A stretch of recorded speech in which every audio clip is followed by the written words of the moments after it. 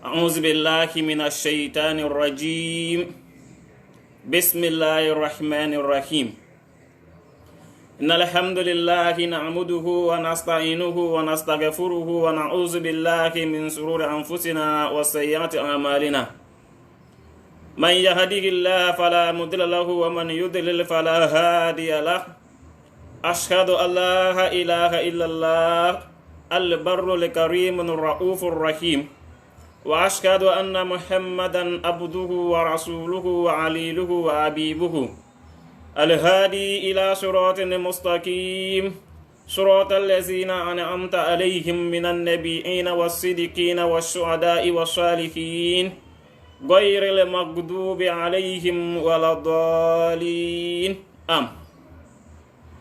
اللهم صل على سيدنا محمد الفاتح لما أغلق والخاتم لما سبق ناصر الحق بالحق والهادي إلى صراطك المستقيم وعلى آله حق قدره ومقداره العظيم.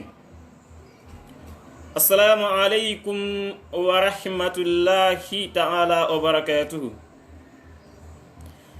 نعم، farko muna neman izini wurin babban malaminmu, babban shaikhinmu, babban imamunmu, imamu Qasimu Jamasi. Bayan haka muna neman izini wurin babban sarkinmu Sheikh Mukhtar da wurin manyan mudarrisai nan namu Sheikh Malam Faruk, Sheikh Malam Mudassiru, Sheikh Malam Muhaiminu, da yayanai na duka baki daya da iyayenmu baki daya har da yan uwayen almajirai, mu kananan almajirai baki daya, ina muku sallama kan musulunci. Assalamu alaikum wa rahmatullahi wa barakatuhu. To bayan aka mun shaida babu wani sarki she Allah madaukacin sarki, muka kuma shaida babu wani manzo wanda yake mafifita, wanda yake khatimin nabi'ina wa imamul mursalin she Muhammadun Rasulullahi sallallahu alaihi wasallam. Muka yi salati muka bashi. To al'adar nan namu kamin mu shiga cikin maudu'inmu, she mun nuna wa soyayya zuwa ga Muhammadun Rasulullahi sallallahu alaihi wasallam, saboda akwai hadisin da ke ce muna zikirul anbiya'i min al-ibada wa zikirul awliya'i kafara. To tunda dai an bato yabo bege nan annabawa ya shiga cikin musulunci, yana cikin ibada kenan, to dole ni mu yabi Muhammadun Rasulullahi sa'annan mu shiga cikin maudu'inmu, kamar yadda babban malaminmu ya ce muna cikin littafin nan nasa, yana cewa Muhammadu zikiruhu rawqun li anfusina, Muhammadu shukuruhu fardun alal ummami. Nam, malam na cewa Muhammadu wai ka gani a Rasulullahi sallallahu alaihi wasallam, zikiruhu wai ambatonsa, yabonsa, begensa, rauhu bi mana abinci ne li anfusina ga zukatanmu. Sai ce Muhammadu shukuruhu fardun alal ummami, wai godiyan da za mu yi ma Muhammadun Rasulullahi sallallahu alaihi wasallam, malam na cewa fardun farila ni alal umami akan khalito duka baki daya, tun daga annabi Adamu alkarshen alita, dole ni kowane khalita, kowane mutum da aljanna su gode ma Muhammadun Rasulullahi sallallahu alaihi wasallam, saboda shi Muhammadun Rasulullahi albarkacinsa kowa ya samu abinda yake da shi, da alfarmansa aka hallice duniya, da alfarmansa aka hallice lahira. manyan annabawa dukan abinda suka samu da alfarman Muhammadur Rasulullahi sallallahu alaihi wasallam suka samu. Kowane mutane, kowane mutum na da shugabansa, to halittar duka baki daya wanda yake shugaban nan nasu shine Muhammadur Rasulullahi sallallahu alaihi wasallam.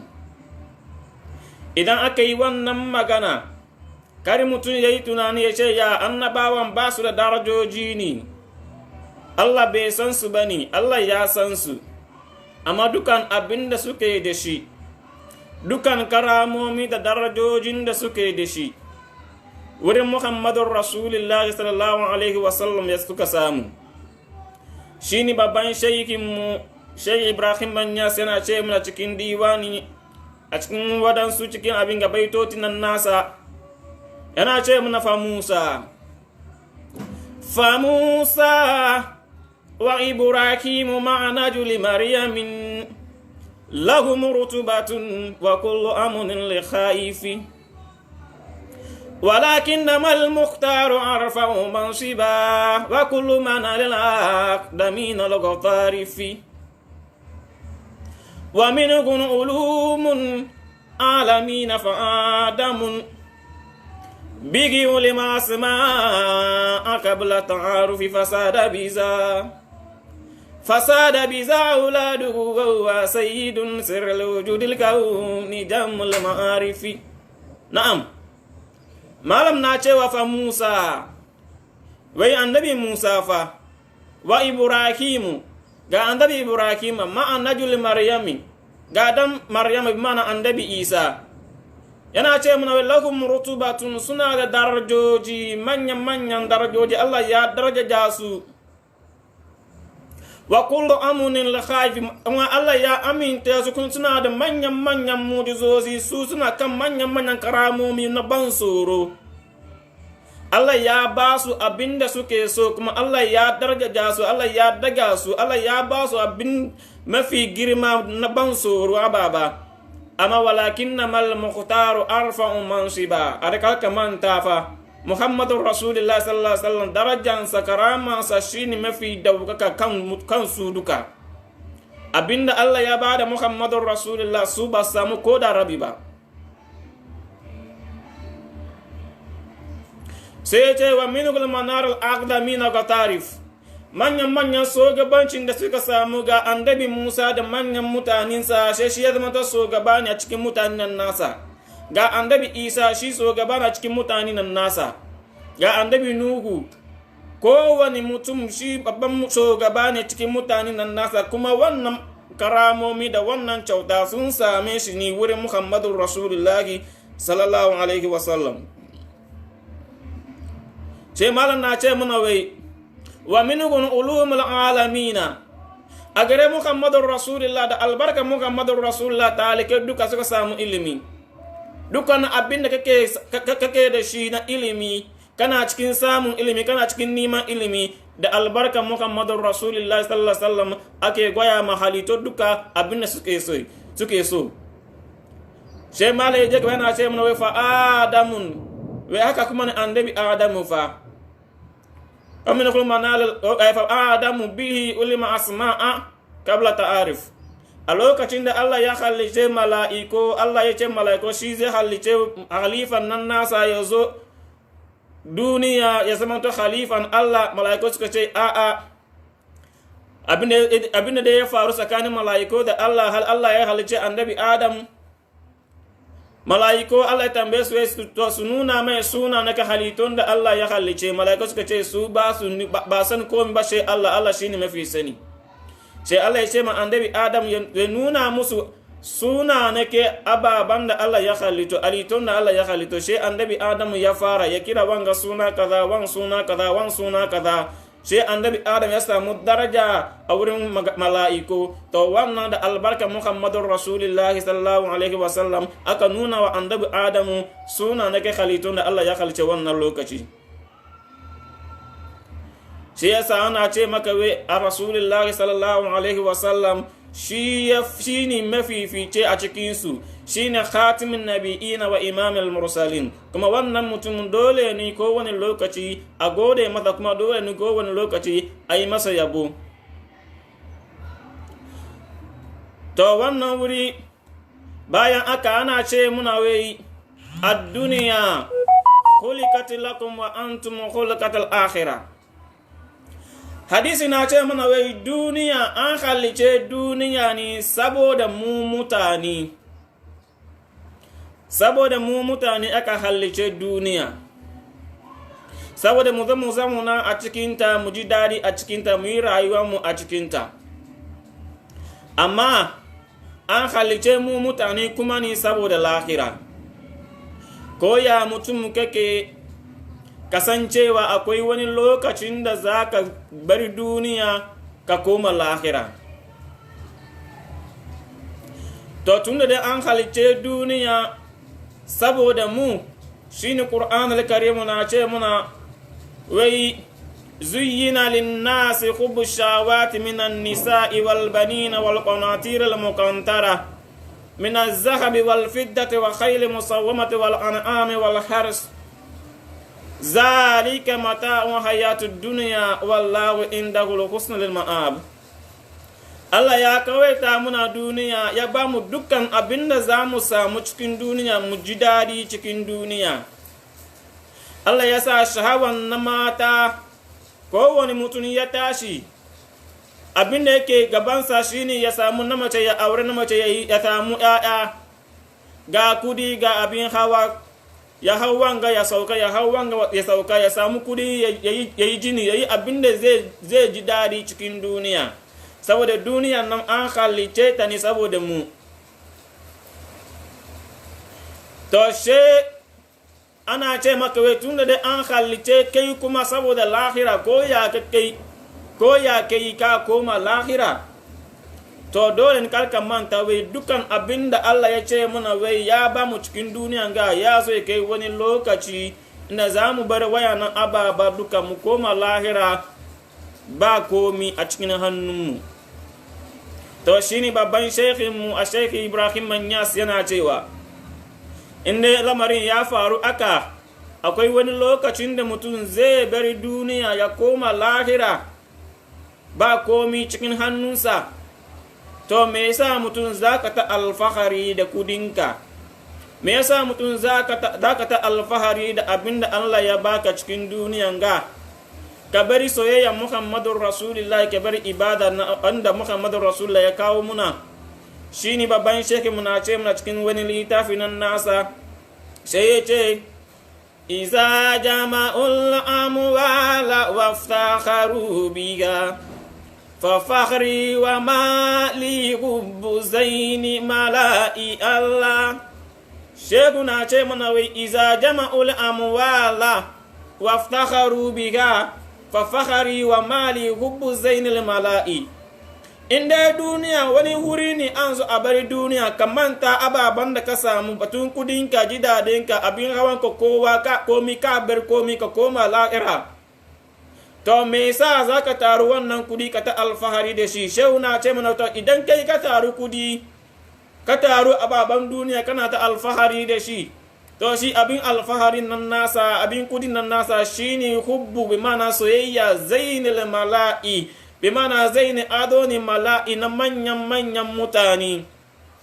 Ga annabi Adamu, ga annabi Nuhu da mutaninsa, annabi Ibrahim da mutaninsa, annabi Musa da mutaninsa, annabi Isa da mutaninsa, annabawan duka adonsu shine Muhammadur Rasulullah sallallahu alaihi wasallam. Karka manta hadisi na ce mana wai farko Allah shi kada ne sai ya so a gan shi, sai ya halici asken Muhammadur Rasulullah. To wannan aske shi ya askaka kan abin ga zukatan wannan annabawa duka, shi ya zama to zainul mala'i.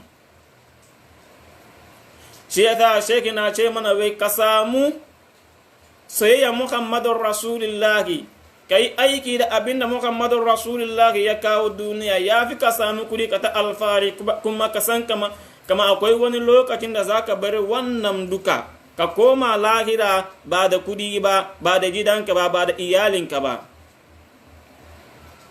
Shi ne babban shaikhinmu kuma Sheikh Hajji Umar Karachi yana ce muna cikin littafin nan nasa wani wuri wai wa ba'da rukubihi afrasatiha sayunbadu bil ara'i aw rimali wa ba'da al ikhtiyari wa jarri sawbi yuhada bayna anakin rijali إلى كبري يغادر فيه فردا كهوت في السباك بلا إيالي ويوكن ساعة إذ لا أنيس نهي عن أقربيه وعن موالي.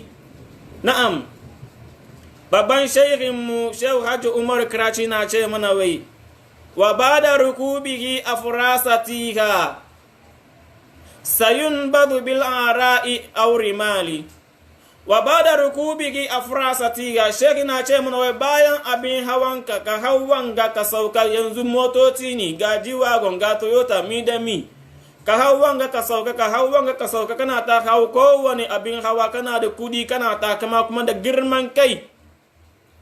Shehu na ce maka wai sayunbadu bil ara'i aw rimali, wai malami kada ka tafa ba da wani jimawa ba za a zo ni a jefar da kai bil ara'i, cikin daji za a jefar da kai malam. Ka taba ganin wani kabarin da ke cikin sakiyan gari? A'a, cikin daji ne za a jefar da kai.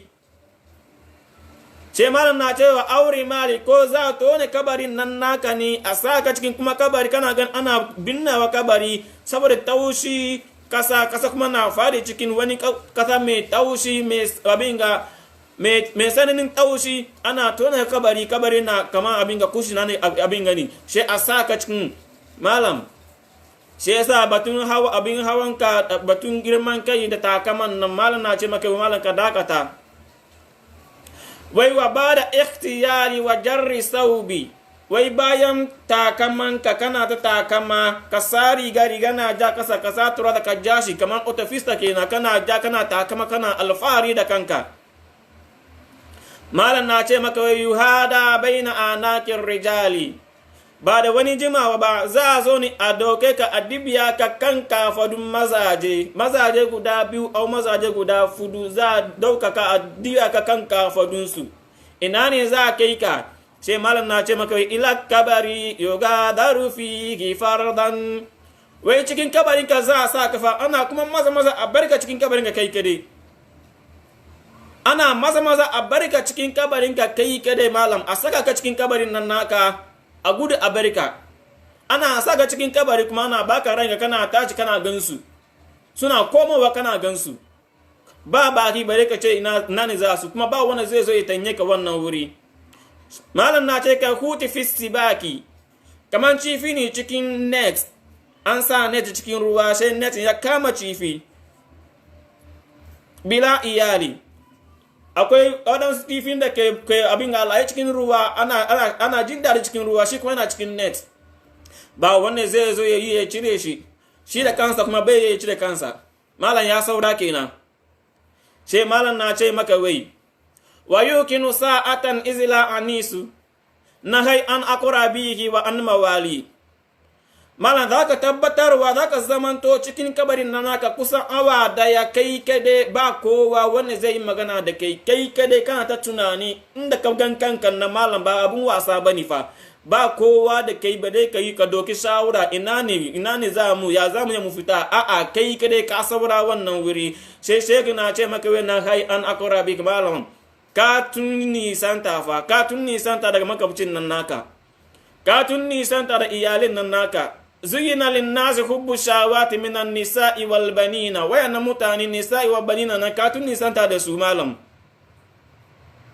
Wa an mawali kuma kudinka, jidadenka, abin arzikin nan naka dukan da ka taru duka malam, ka tun nisanta da wayanan ababa duka, ka nisanta da wayanan ababa duka. Ba abin da zai ya ceto ka wannan lokaci. Idan muka duba wani hadisi na ce na cikin muhtar al-hadis, wai farko mutum aka sa ka cikin kabarin nan naka, farko abin da za yi maka tambaya, akwai mukar da nakiru, amma an gani wani babban mutum mai aske yana sai gaban ka shi tambaye ka wai mai ka sani game da wannan mutum, to wannan lokaci zuciyanka za ta yi magana fa ba bakinka ba. In dai zuciyanka ta san Muhammadur Rasulullah kuma ta yabe Muhammadur Rasulullah, ta so Muhammadur Rasulullah kuma ta bi Muhammadur Rasulullah, to zuciyan za ta sai wannan nabi na ne kuma wannan Muhammadur Rasulullah sallallahu alaihi wasallam ne. To shine malamin na ce mana wai Muhammadu zikruhu rawhu li anfusina, ambaton Muhammadur Rasulullah begensa rawhu abinci ne li anfusina ga zukatanmu. To idan baka ciyar da zuciyanka da soyayyar Muhammadur Rasulullah kuma da ibadan Muhammadur Rasulullah ya kawo da shi, to ka zo ka samu kanka cikin wannan hali kuma ba wanda zai iya tanye ka, zuciyan za ta ki Muhammadur Rasulullah, to wannan wuri kuma ka fara cikin abin ka shiga cikin hasara kenan. Allah ya kiyaye muna. To shi kuma yasa shi ya ce Ibrahim an-Nas ya ce muna wannan magana, shi abin alfaharin nan nasa shine hubbu zainil mala'i. Masha Allah, to kamar yadda muka fadi a cikin maudu'un mu batun muhadaran da zamu yi yau shine ta'arifu bi shaykhi.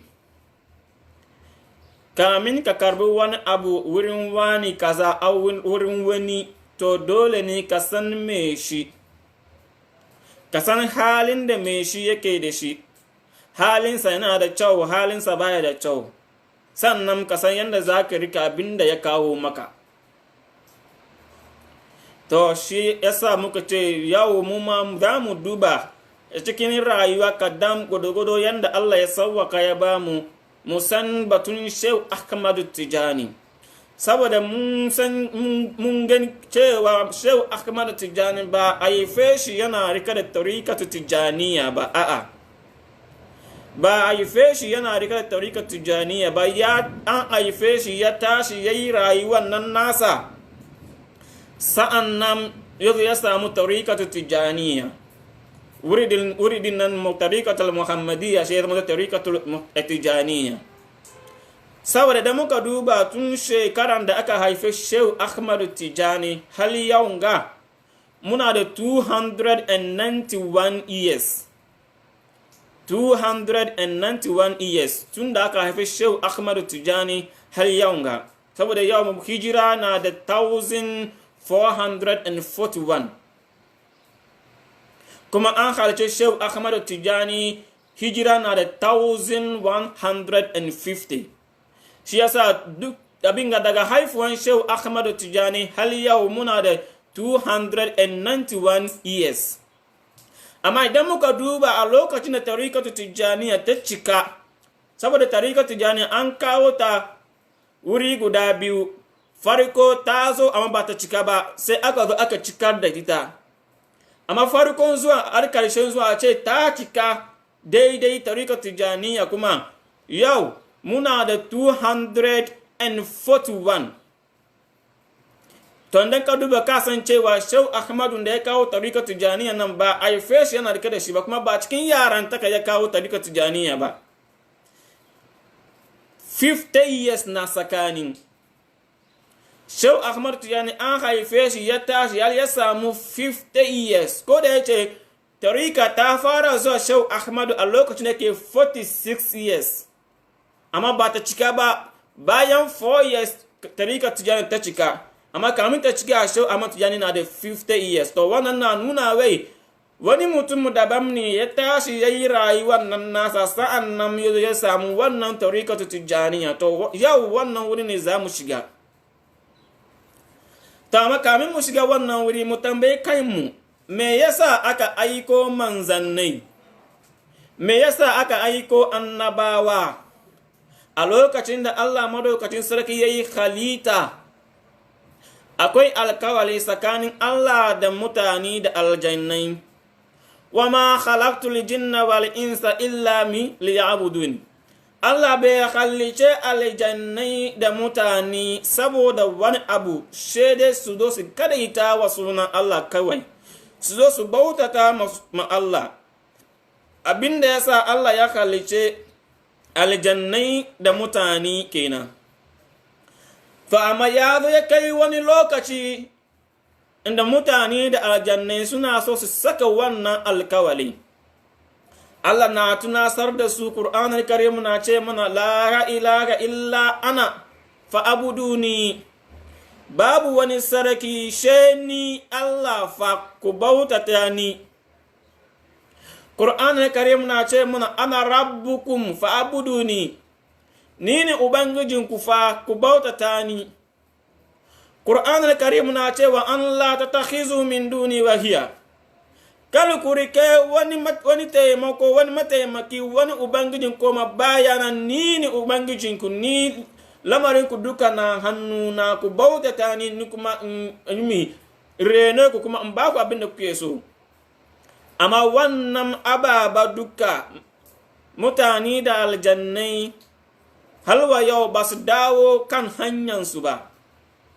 Sai Allah ya fara saukarwa manzannai, annabi kaza yazo, rasul kaza yazo da yana tunasar da mutane da aljanna, yana tunasar da mutane yanda za su yi ibada, kar su manta kamar Allah ya halice su kawai su zo su yi ibada. To a cikin aka dai ana aka aiko manzannai duka, hal Muhammadun Rasulullahi sallallahu alaihi wasallam ya zamanto khatimin nabiyina wa imamul mursalin. To tunda dai a Rasulullahi sallallahu alaihi wasallam ya zamanto khatimin nabiyina, bi ma'ana bayansa babu wani ba annaben da zai zo. To tunda dai bayansa babu wani ba annaben da zai zo, wa kuma zai zo ya jara mun addinin nan namu. Akwai hadisin daga ce muna wai inna Allaha yab'asu li hadhihi ummati ala rasi kulli mi'ati sanati man yujaddiduha dina.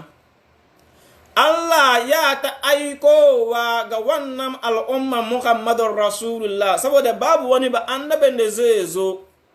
Annabawa sun kai karshe saboda Muhammadu shine khatimin nabiyina. To babu wani ba annabin da zai zo, Allah ya ta aikowa ga wannan al'umman na Muhammadun Rasulullah ala rasi wani so gaba kulli mi'ati sanati, kowane shekara dari Allah ya aikowa wani so gaba cikin wannan al'umman na Muhammadun Rasulullah, man yujaddiduha dina, wanda zai zo ya jara addinin nan nata, ya jara addinin nan wayannan mutane. Kuma Qur'an al-Karim na ce mana likulli qaumin hadi, walikulli qaumin hadi, kowane mutanen da za su zo, kowane bangaren mutanen da za su zo akwai shugaban nan nasu. To a cikin wannan ne annabawa suka bari sai gausu waliyai kuma suka fara zuwa. Waliyai sun fara zuwa kan wannan hadisi kuma da Rasulullah sallallahu alaihi wasallam ya fadi. Akwai malumma, amma wannan makami ba makamin malumma bane. A Rasulullahi sallallahu alaihi wasallam na ce mana wai al'ulama warasatul anbiya'i, annabawa sun gade malumma sun gade annabawa. Akwai annabi akwai rasulu, su ba daya bane. Akwai annabi akwai rasulu, kowane annabi ba rasulu bane sam, amma kowane rasulu annabi ne. Shi yasa malumma sun gadi annabawa ne kawai, amma ba su gadi manzannai ba. Malumma ba su iya su gadi manzannai saboda ba su da alaka da manzannai, amma sun gadi annabawa.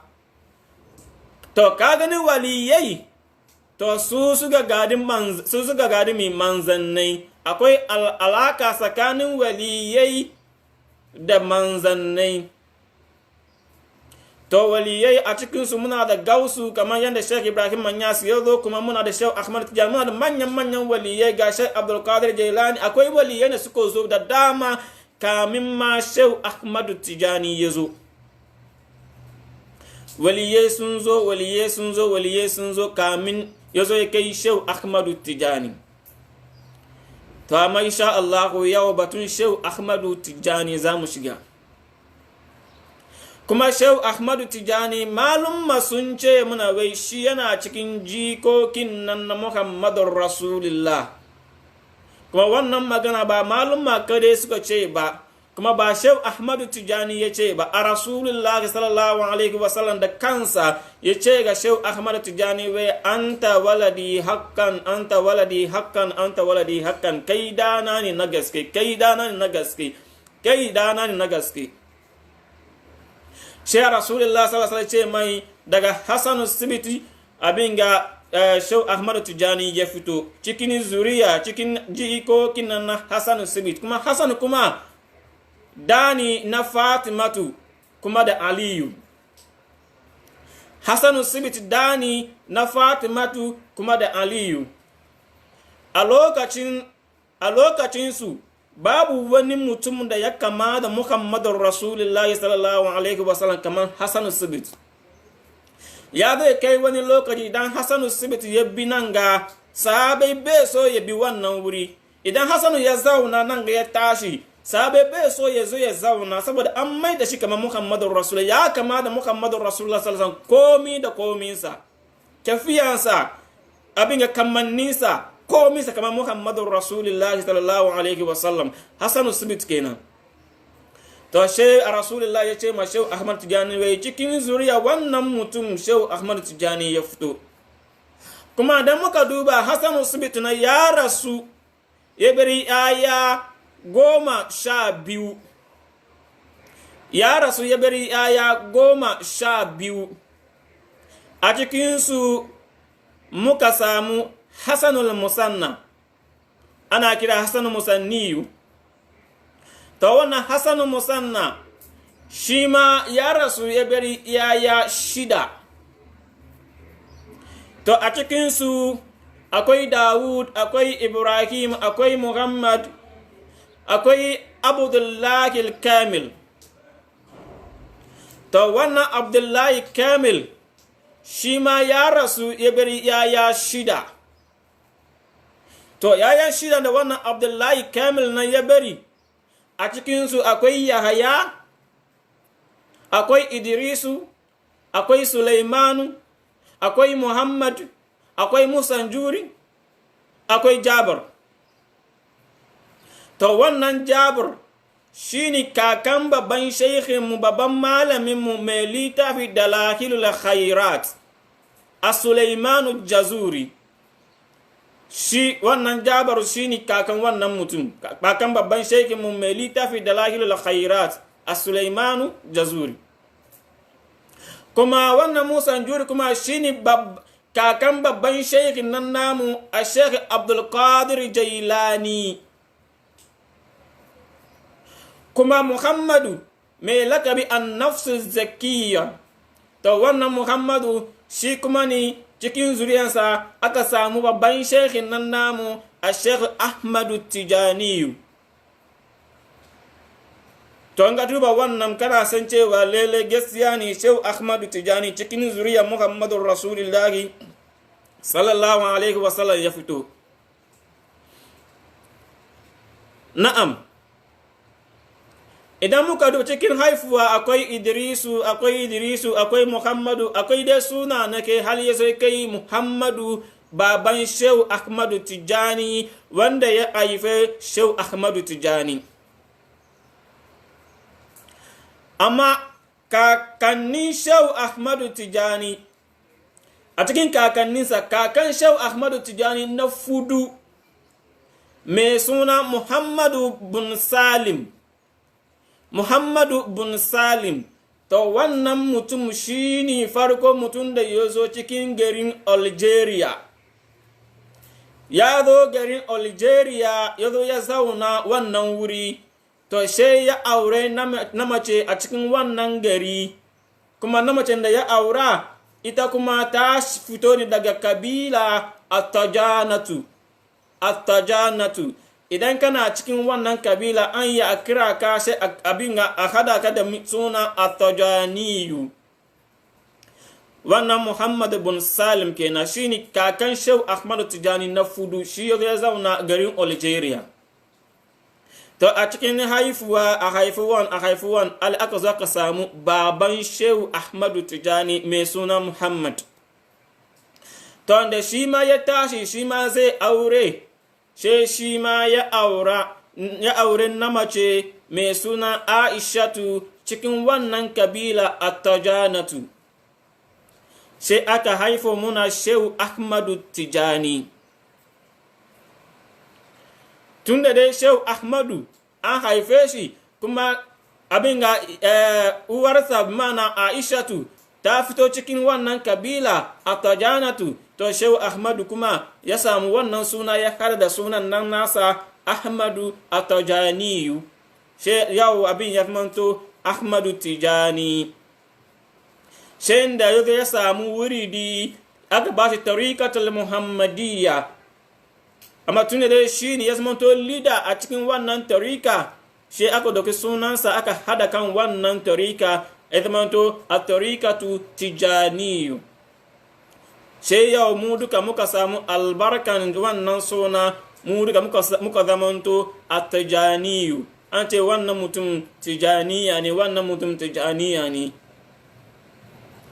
To bayan haka, kamar yadda muka fadi na farko, Shehu Ahmadu an haife shi hijira na da 1150. 1150 aka haifi Shehu Ahmadu Tijani a gari Ain Madi. Gari wanda yake Ain Madi, bana alkarya wanda yake Ain Madi. Aka haifi Shehu Ahmadu Tijani hijira na da 1150. To da Shehu Ahmadu Tijani ya tashi, kamin ya samu shekara 7 bi mana 7 years, ya zamanto hafizin Qur'ani.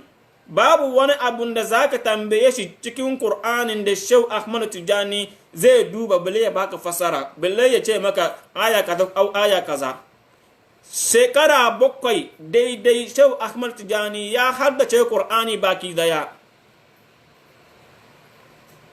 To cikin neman ilimi har yanzu ya samu shekara 16 bi mana 16 years, 15 years getting to 16 years, amma da a takaice 16 years gabadiya.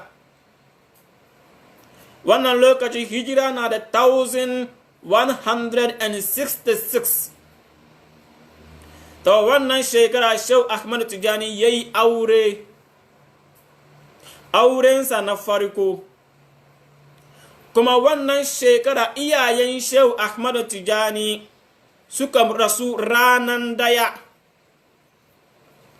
Wannan shekara na iyayen Shehu Ahmadu Tijani suka rasu ranan daya gaba daya. Kuma wannan shekara kuma yayi aure. To da iyayen Shehu Ahmadu Tijani suka rasu, matukan ya zamanto maraya, Shehu Ahmadu Tijani zuciyansa ya cika da soyayyan Muhammadun Rasulullahi sallallahu alaihi wasallam kuma da soyayyan Allah madaukacin sarki. Akwai wani aske mai suna An-Nuru Jazabur Rabaniyu. An-Nuru Jazabur Rabaniyu.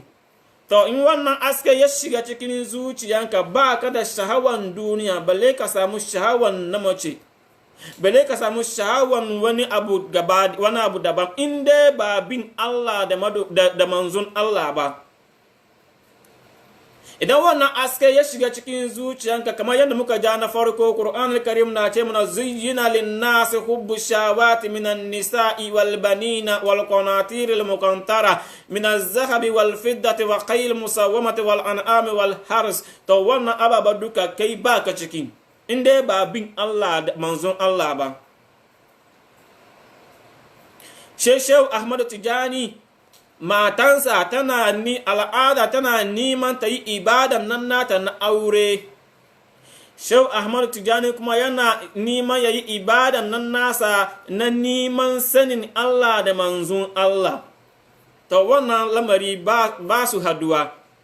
Shi yasa Shehu Ahmadu Tijani ya ba na mace nan kudi, ya ba ta abin da ya kamata ya ba ta, ya sallame ta salamu salam, babu wani fara tsakaninsu. Ce Shehu Ahmad Tijani ya fara shiga na neman ilimi.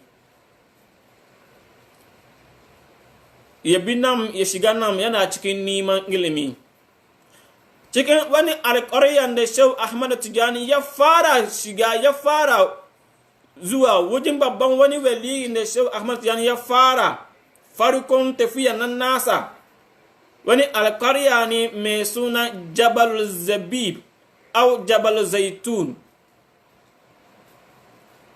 Alƙarya mai suna Jabal Zaitun imma Jabal Zabib. To wannan wuri Shehu Ahmad Tijani ya je ya zauna ya yi karatu wurin wannan babban wali'i kusa shekara, bai kai shekara gaba daya ba kuma bai fi shekara ba. Sai daga bayan wannan wuri yana cikin ya shiga nan ya bi nan, ya kuma zo wani alƙarya kuma alƙarya mai sunan Baladul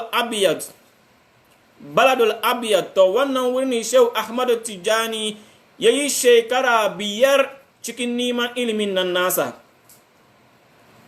Shehu Tijani ya zo kai wani lokaci babu wani hadisin da zaka ja, imma ya jara ka. Qur'an al-Karim babu wani wuri, fikihi babu wani wurin da zaka kai ma Shehu Ahmad Tijani ya baka ma minti guda sannan ya baka jawabi. Ya zo ya zama to babban sheikhi ne, babban malami ne, babban fakihu ne, kuma babban masanin hadisi kuma da Qur'an al-Karim. Shehu Ahmad Tijani ya zo ya kai shekara 36, bi ma'ana 36 years.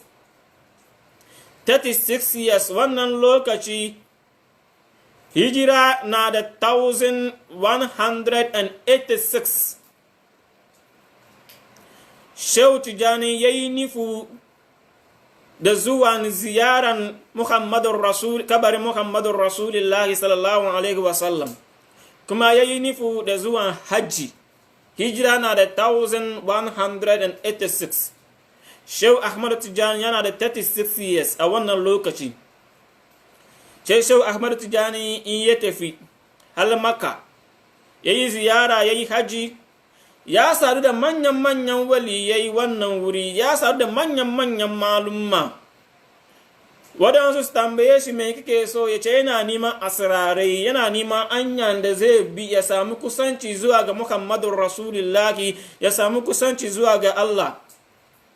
Sai wayannan malumma, wayannan abin ga waliyai su ce ma Shehu Ahmad Tijani, wai ka koma, abin da ke kanka na yafi abin da kake nema. Shehu Ahmad Tijani bai samu abin da yake so ba, ya samu asirarai da dama wurin waɗansu malumma, waɗansu manyan waliyai, amma halwa yau abin nufinsa bai samu ba.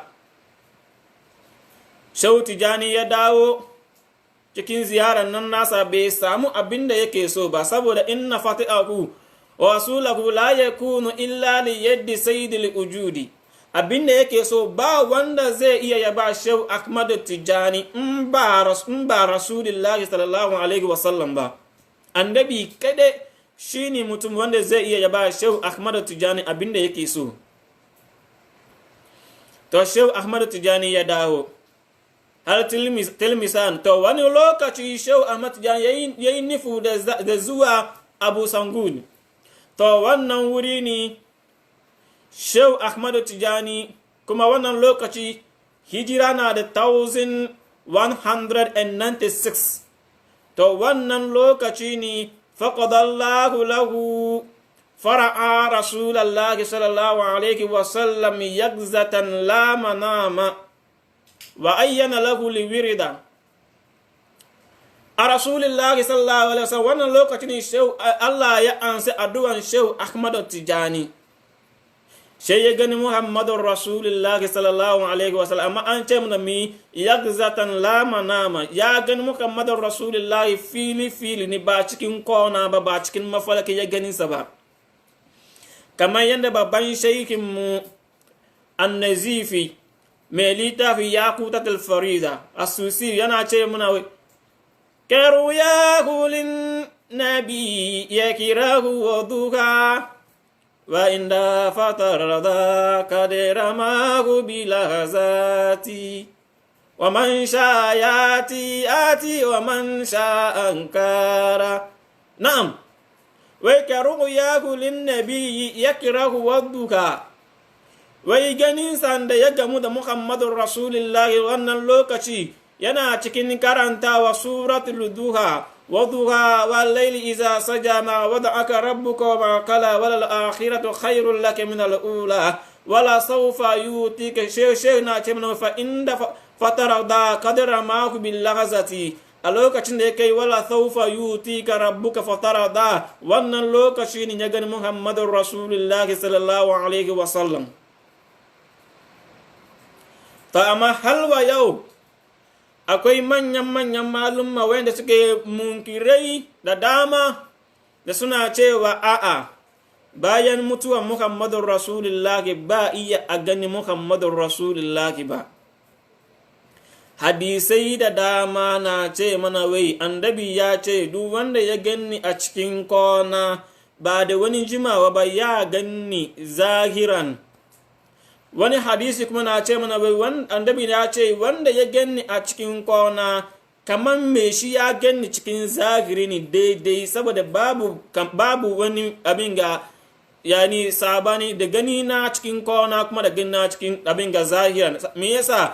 saboda shaitani bai iya ya mislitani da wani, shaitani bai iya ya zo a cikin konan ka ya ce shi ne muhammadun rasul. wannan bai yi waka. shi yasa dan ka gani a cikin konan ka kamar ka gani daidai ne cikin zahiri, hadisi ne yana nan. amma har wa yau munkurai sun ki cewa ana iya a gani muhammadun rasulullahi bayan mutuwansa. kuma ba Shehu Ahmadu Tijani shine farkon mutumin da ya gani annabin bayan mutuwa ba, a'a akwai waliyai da dama, akwai malumma da dama. har imanan idan muka ce za mu shiga cikin nisa, Sayyidina Usmanu shine farkon mutum da ya gani annabi bayan mutuwa a Rasulullahi sallallahu alaihi wasallam. in muka ce za mu shiga cikin Sayyidina Usman, kamin a kashe shi yana cikin masallacin aka zo aka saya bayan ana jira shi wai ya kare a zo a kashe shi, kuma yana rike da azumi wannan lokaci. to kamin almajiri na nasa au kamin khadimi na nasa ya shiga cikin masallaci ya fadi Sayyidina Usman abin da ke faru waje, sai ya gani bongon kamar bongon ya bare guda biyu aka. sai Sayyidina Usman na ce masa wai ka gani bongon na ya bare ko? to a Rasulullah sallallahu alaihi wasallam ya shigo mini yana ce mini wai in ma shi ya tanye ni in samu lafiya kan wayannan mutane, au in ma shi ya bari su kashe ni sai in zo wajen sa bude baki na in zabe guda, sai na zabe a kashe ni in zo wajen Muhammadu Rasulullahi sallallahu alaihi wasallam in bude baki na. shi yasa aka kashe Sayyidina Usman yana cikin azumi. akwai malumma da daman da suka gani a Rasulullahi sallallahu alaihi wasallam da dama. amma halwa yau akwai munkurin da suka ce a'a kariya ne ba ya gan Muhammadun Rasulullahi bayan matukan ya rasu dai ba ya gan shi. babban shaikhin mu mai littafi tafsiru jalalaini Jalaluddin guda biyu suka buga wannan tafsiri. akwai Jalaluddin Mahaliyu, akwai Jalaluddin Suyuti. Jalaluddin Maghaliyu shi ya fara buga wannan tafsiri, ya fara da Fatiha ya bakara har ya zo karshen suratul Isra'i. wannan lokaci ne wannan Jalaluddin ya rasu. sai daga baya Jalaluddin Suyuti yana cikin nazari ya zo ya samu wannan tafsiri, sai shi ma ya cika wannan tafsiri. ta wannan Jalaluddin Suyuti shi ya ce ya gani Muhammadur Rasulullahi guda 70 something times ya gani Muhammadur Rasulullah. kuma akwai malumma da dama da sun gani Muhammad suka kuma yi musafahat da Muhammadur Rasulullah sallallahu alaihi wasallam kamin aka haifi Shehu Ahmadu Tijani. amma babban shaiki mu mai littafi Al-Burdatu ya gani Muhammadur Rasulullah da dama kamin ma Shehu Tijani ya zo duniya.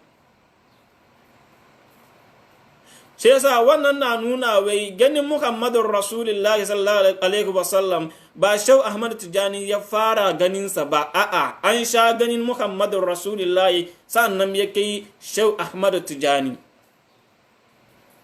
to she cikin labarinmu a wannan lokaci ne Shehu Ahmadu Tijani a Rasulullah sallallahu alaihi wasallam wa ayyana lahu al-wird, ya bada izini, ya bada Shehu Ahmadu Tijani tarika wuridin nan nasa, amma bai ba shi duka ba, saboda wannan lokaci Shehu Ahmadu Tijani yana abin ga hijira na da 1196, amma Rasulullah ya ba shi hafuni daga baya ya kuma zai cika masa. Amma kamin a Rasulullah sallallahu alaihi wasallam ya ba da Shehu Ahmadu Tijani wuridin nan nasa, farko abinda ya ce shi ne, wai anta waladi hakkan, anta waladi hakkan, anta waladi hakkan, wai kai dana ne na gaske, kai dana ne na gaske, kai dana ne na gaske, har guda uku a Rasulullah sallallahu alaihi wasallam ya ce ma Shehu Ahmadu Tijani. Sai ya ce masa, itruk anka jami'il auliya'i, ka bari dukan waliyai ka bi nan wannan waliyi, ka shiga cikin wannan waliyi, ka bi wannan waliyi, ka bari wayannan waliyai duka. La minnatal mahaluka alayka min ashyaq li tariqi, daga yau babu wani albarka, babu wani kwayan abun da ya saura, wani halittan da kai zaka samu ya amfana da kai, ka bari wayannan duka, wannan manyan shaykhanai na tarika. Saboda mi Shehu Ahmad Tijani a cikin rayuwar nasa, saboda karamcin lokaci muka bari wannan wuri, ya zo hali aka yi masa izini na wani tarikatul khalwatiyya, saboda akwai tariko da dama kamin tarika Tijani, akwai tarikatu qadiriyya, Shehu Abdul Qadir Jailani. Shehu Ahmad Tijani ya dandane tariko da dama, amma sai wannan lokaci a Rasulullah na ce masa wai ya bari babu wani abu da zai samu wurin wani halitta, wurin wani babban shehu na wani tarika. A'a, tunda dai ya gani a Rasulullah, ya gani abin nemansa. Malumma na arifai suna ce mana wai al'ajizu fi idrakillahi idraku, duk wanda zai gaji cikin neman sanin Allah, inda zaka saya nan to wurin sanin Allah ka yi nan. Fama Shehu Ahmad Tijani bai gaji ba, ya tafi hal ya zo ya gamu da abin da yake nufu. Abin nufinsa shine Muhammadur Rasulullah sallallahu alaihi wasallam. Sai Rasulullah na ce ma fa ana wasitatuka wa mumuddika ala tahqiq, ni na zama to sani ka ni tsakanin kai da Allah madokacin sarki, kuma ni zan ta kara maka kan hakikance dukan abin da kake so. A cikin magana a Rasulullah na ce ma Shehu Ahmad Tijani, fatruk anka jami'a ma akhastuka min jami'il turik, ka bar dukkan abinda ka samu, dukkan abinda ka tafi wuji wannan shehi ka karbe, wannan shehi ka karbe, wannan shehi ka karbe, dukkan abinda ka samu wurin shekhannai duka, ka bar wayannan ababa duka. A Rasulullah na ce mana wai ana shaykhuka wa murabbika wa kafiruka, wai ni ne shaikhunka daga yau, ni na zamanto shaikhunka daga yau, ni ne wa murabbika, ni zan ta maka renuwa, ni ne mai renuwanka, wa kafiruka, kuma ni na ishe ka dukan abin da kake so. Tun da dai ka gani yau, ya ishe ka dukan abin da kake so, ya zamanto daidai, kar ka kuma bi wani walihi au wani shaikhi ba. Sai a Rasulullah sallallahu alaihi wasallam ya ce Shehu Ahmad Tijani wai anta warisi wa habibi, wai kai magadena ne kuma kai masoyina ne, kai ka gade ni kuma kai masoyina ne. A Rasulullah na ce ma Shehu Ahmad Tijani anta habibi wa kullu man ahabbaka habibi, kai masoyina ne kuma duk wanda zai so ka ya zamanto masoyina. Sai kuma ce anta min aminina wa kullu man ahabbaka min al-aminina, kai amintaccen mutum ne wurin Allah madaukakin sarki, kuma duk wanda zai so ka ya shiga cikin amintaccen mutane. A Rasulullah sallallahu alaihi wasallam na ce wa Shehu Ahmad Tijani ashabuka ashabi, wai sahabai nan naka duka sun zamanto sahabaina. Wa fuqara'ika fuqara'i, talakokin nan naka duka sun zama to talakoki na. Aka ce talakoki ba talaka kawai wanda yake baya da kudi, amma wanda suke yin hidiman Shehu Ahmad Tijani amma ba da kudi ba, da jiki. A doki wani aje a kawo wani suna da hidima, suna bin Shehu Ahmad Tijani, suna hidima da jiki. To wayannan duka fuqara kenan she a rasulullah na ce maka wai na ce masha Ahmad Tijani fuqara'i ka fuqara'i talakokin nan naka talakoki nani sai ce wa talamizu ka talamizi almajirai ka dukka sun zamanto almajirai na sai ce wa kullum man akhadha wurdika wa huwa muharram minan nar to maganganun abinda a rasulullahi sallallahu alaihi wasallam sai Ahmad Tijani kenan wai dukka duk wanda zai rike tarikan nan naka wuridin da ni zan baka yau duk wanda zai rike wannan wuridi muharramu minan nari me shi ya kubuta gabarin wuta me shi ya zama to haramu ni jikin ya zama to haramu ni da wuta bai ci jikin wannan mutum maganganun da a rasulullahi sallallahu alaihi wasallam ya ce wa shehu Ahmadu Tijani sa'annan ya bashi tarikatu sannan ya bashi wuridin kenan amma kamin ya bashi wuridi shehu Ahmad kuma ya yi wani tambaya ya tambaye a rasulullahi sallallahu alaihi wasallam wadansu kalmomi wadansu tambaya a rasulullahi ya bashi jawabi sa'annan shehu Ahmad Tijani ya anshi tarikatu Tijaniya amma muna duban kaman na'am amma muna duba kamar saboda karamcin lokacin muka ce za mu shiga duka ba mu ya mu kare duka kuma inda za mu sai kuma bayin mu kuma ce mun dawo na sabu dai mu saya nan ga insha Allahu muka dawo wani lokaci kuma to mu karkare tambayoyin da Shehu Ahmad Tijani ya tambaya a Rasulullahi sallallahu alaihi wasallam sa'an nan a rasulullah ya ba shi jawabi sa'an nan rasulullah sallallahu ya ba shi wuridi kuma mun ce ba duka a rasulullah ya ba shi Ahmad Tijani ba ya ba shi hafuni daga baya kuma zo ya cika masa wani cikin ya ba shi daga baya kuma zo ya cika masa bayan Shehu Ahmad Tijani ya samu tarika ya samu wuridi na Muhammadu rasulullah ina ne ya zauna ina ne ya bi wani rayuwa kuma ne ya kuma yi saboda Shehu Ahmad Tijani ya samu 80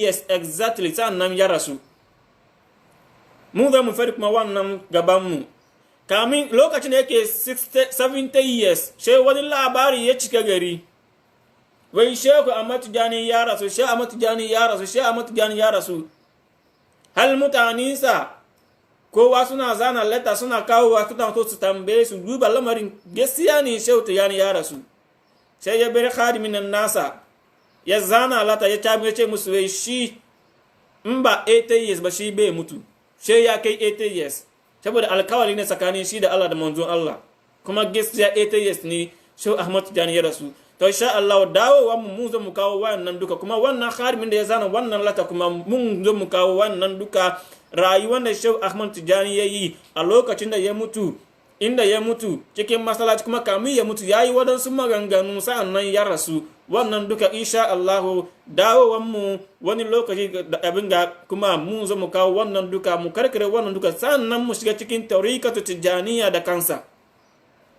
insha Allah mu soma kenan kadan saboda tariqatu Tijaniya mai wani wuri ne mai zurfi mu zo mu shiga cikin kadan hal mu zo mu sani yanda tariqatu Tijaniya ya ce muna mu yi abin da ke tsakanin mukaddami da abin ga da almajir na nasa au almajir da mukaddami na nasa duka da mun zo mu kawo amma insha Allah ba mu kawo wannan duka yawa saboda karamcin lokacin mu muna roko manyan malumman mu mudarrisai nan namu yayanin mu iyayen mu da iyayen mu kananan almajirai muna roko saboda mu samu izini mu saya nan ga insha Allah mun dawo wani sabu sha Allah sai mu kawo mu karkare wannan duka to muna kuma cewa dukan inda muka yi kuskure a yafe muna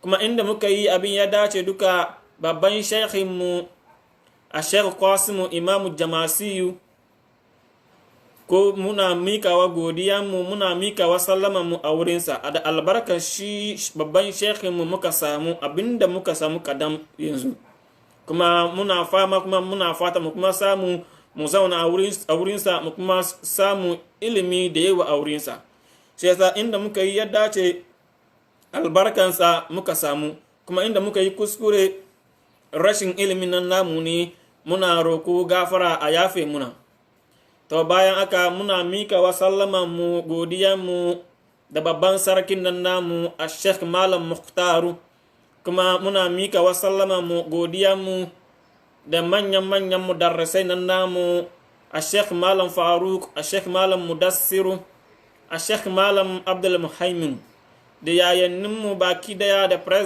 presidentinmu Malam Muhammad Mijimma, su duka muna mika wa sallamanmu a gare su duka, kuma da yan uwayenmu mu kananan almajirai muna mika wa sallamanmu a gare kowa da kowa. Inda muka yi kuskure muna roko a yafe muna, masha Allahu. Wa akhiru dawana in alhamdulillahi rabbil alamin. Assalamu alaikum wa rahmatullahi ta'ala wa barakatuh.